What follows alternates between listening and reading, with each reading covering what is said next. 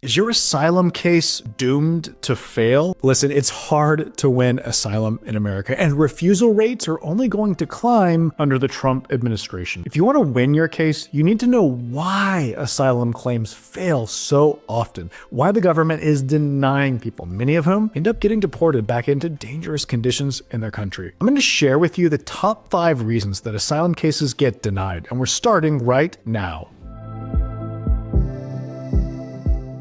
I'm Brian Manning, and I used to be an asylum officer with the government, but now as an asylum lawyer, I help immigrants all over the country to secure their future in America through asylum. Let me know in the comments if you've got an asylum case pending, or maybe you're considering applying. And listen, I'd especially like to hear from you if you've been waiting for an asylum interview for multiple years. Let me know in the comments how long you've been waiting for your asylum interview with USCIS. The statistics are sobering. Way under half of all asylum applications get approved by USCIS. In fact, while statistics are hard to come by, I'm pretty certain that well under 30% of cases get approved by the asylum office. And during my time working for the government's 2 main agencies for asylum and refugee matters, I saw the same critical mistakes sink otherwise viable cases over and over again. And today, I'm going to reveal the top 5 reasons that asylum cases get denied so that you can avoid these pitfalls. All right, reason number 1, the 1-year filing deadline. There's a strict rule requiring you to apply for asylum within 1 year of arriving in the United States. Missing this deadline can completely bar you from getting asylum. In fact, about 1/3 of all asylum denials stem from this single issue. Many people simply don't know about the deadline, or they struggle to navigate the complex application process within that time frame. However, there's hope. 2 important exceptions exist. The first is called changed circumstances, where something significant changes that makes your asylum claim stronger than it was during your first year here. For example, a new law getting passed in your country that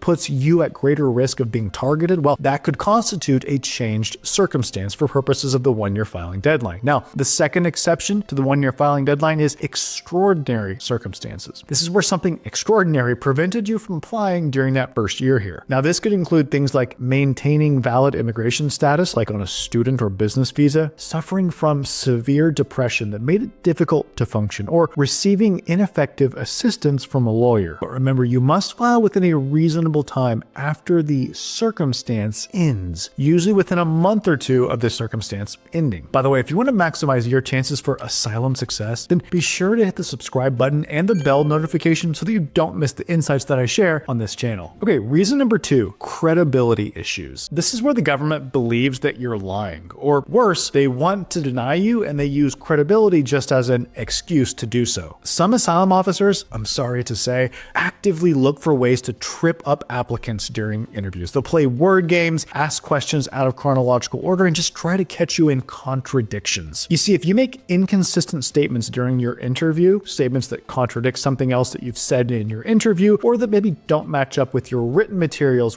the asylum officer can deem you not credible and deny your case. I've seen cases where honest people got tripped up simply because they were nervous or confused during the high-pressure interview environment. Even small inconsistencies like mixing up whether something happened, say, in February versus March can count against you. Generally, 3 inconsistencies will doom your case, but sometimes people are denied based on a single inconsistency. One particularly sneaky trick involves asking if your written statement contains all incidents of harm or threats that you faced. So if you say yes, but then later in the interview, you mentioned something that was not in your statement, the officer can cite this as an inconsistency. And look, it's not like you're lying or trying to be evasive. You just thought of something else while discussing your case that you didn't, for whatever reason, include in your declaration. That's why it's crucial to study your written materials thoroughly before your interview. Okay, reason number 3, the inclination problem. This is where the asylum officer doesn't believe someone is actually inclined to harm you in the future. I can't stress enough how common this issue is. Even if you face threats for years, officers often think, if they haven't seriously harmed you yet, why would they do it now? Officers are particularly skeptical when threats have gone on for a long time without escalating to physical harm. They might say,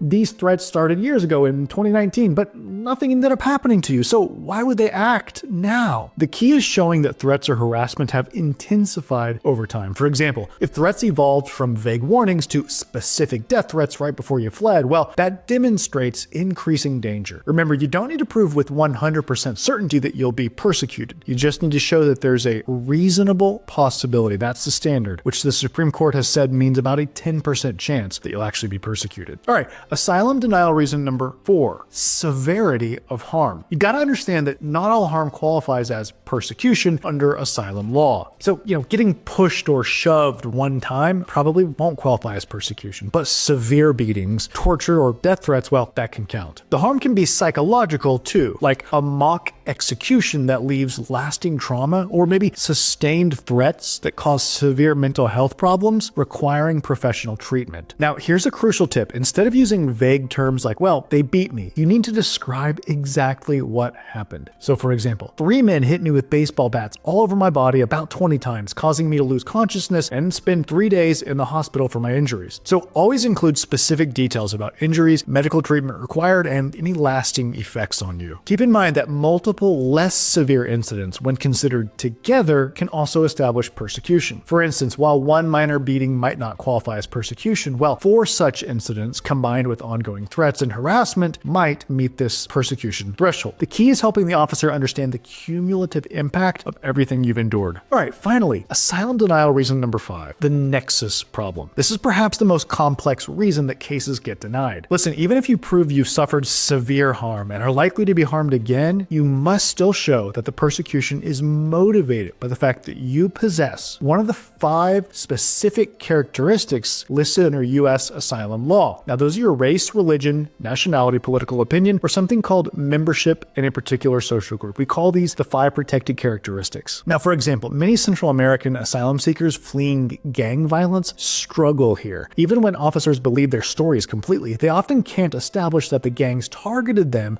because of one of these 5 protected grounds. You see, being targeted for financial reasons or because maybe you refuse to join a gang doesn't really fit into any of these 5 boxes. So how do you prove the persecutor's motivation? How do you show that, yeah, the harm is, quote, on account of a protected ground under U.S. asylum law? Well, sometimes the persecutor's words provide the strongest evidence of their motivation. That's why asylum officers repeatedly ask at your interview, what did they say? What did they say? Did they say anything else? What did they say? This is because sometimes the things the persecutors say betray or indicate their motivations. But listen, it's not just that. You can point to any relevant fact or circumstance to help the asylum officer understand why you're being targeted. And a good asylum lawyer can help make clear for USCIS this connection between the persecution and a protected ground that you possess. One more thing on this Nexus issue. The motivation doesn't have to be solely based on one of the 5 grounds. It just needs to be a significant factor. You see, there are so-called mixed motive cases where it's both a protected ground at issue, like your political opinion, for example, and something that's not connected to a protected characteristic, like, for example, a profit motive or maybe revenge. Well, this kind of case, it still works for winning asylum as long as you show that the protected ground is a significant motivator. And importantly, you can win asylum even if you don't actually possess one of these characteristics, as long as your persecutors believe that you do and they target you because of this. If you're ready to take the next step and get help with your asylum case, then call my office today. That number is 713-909-0401. And remember, we help people all over the country, so it doesn't matter where you live. Call us right now to schedule an asylum strategy session so that